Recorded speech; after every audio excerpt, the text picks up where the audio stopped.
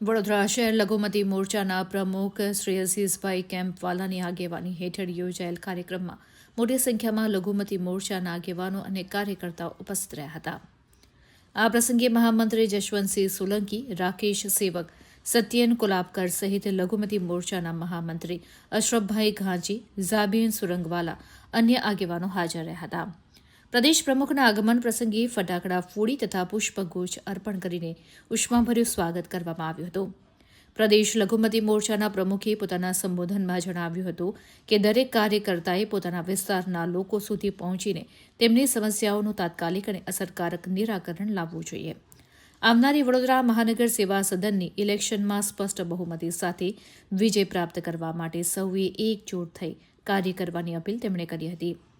કાર્યક્રમને સફળ બનાવવા માટે તમામ આગેવાનો અને કાર્યકર્તાઓએ ઉત્સાહપૂર્વક ભાગ લીધો હતો.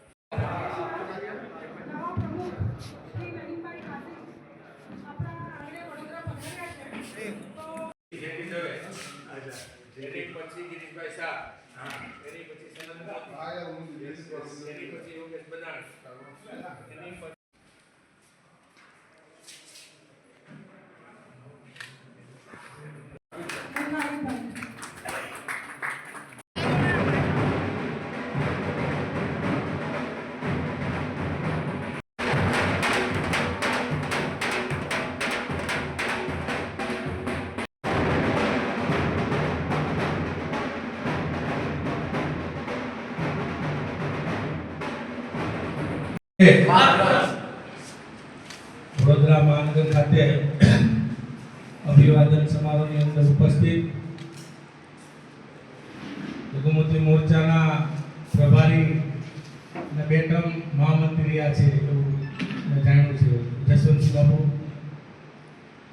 મોરચાના અધ્યક્ષ અજીઝભાઈ, પ્રદેશની ટીમમાં મારી સાથે જેઓએ કામ કર્યું છે એવા પ્રદેશના ઉપાધ્યક્ષ જહીરભાઈ, બીજા ઉપાધ્યક્ષ મનિકભાઈ પટેલ જેઓ એના પ્રભારી પણ રહી ચૂક્યા છે, મોરચાના મહામંત્રી મારા બેન